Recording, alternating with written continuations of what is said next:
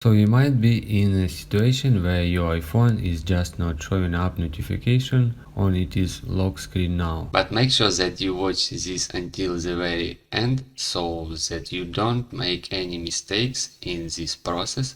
This can happen for a few different reasons, but the first thing I would recommend doing it is making sure you are not on disturb mode. So by doing this, you want to scroll down from the top right corner and you want to go ahead and find this do not disturb mode option. And all you want to do is make sure this is not enabled. If this is enabled, that can pretty much be the reason why you are not receiving any notification on your front panel. However, go to your settings and here scroll down a little bit, find notifications. Proceed to it and then tap on show previews, tap on it and then select always. Alright, next step, go back and if you see your notification, as you can see here, notification styles, from notifications center you can actually see how many notification enable on your apps. For example, just open up any of notification and here you can see that means on your lock screen alert is disabled. You just need to allow this option.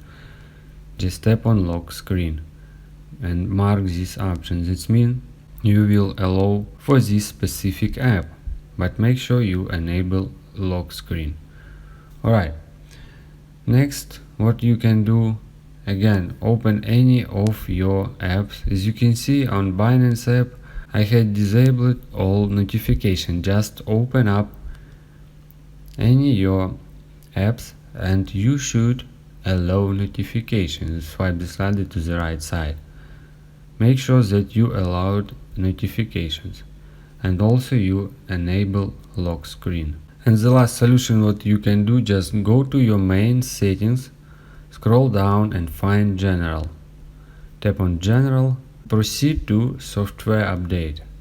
Here you will see some update. If you see some updates, you should install it and download. So make sure that you have the last iOS for your device. If you guys have any questions, let us know at the comment below. If not, don't forget to like and don't forget to subscribe.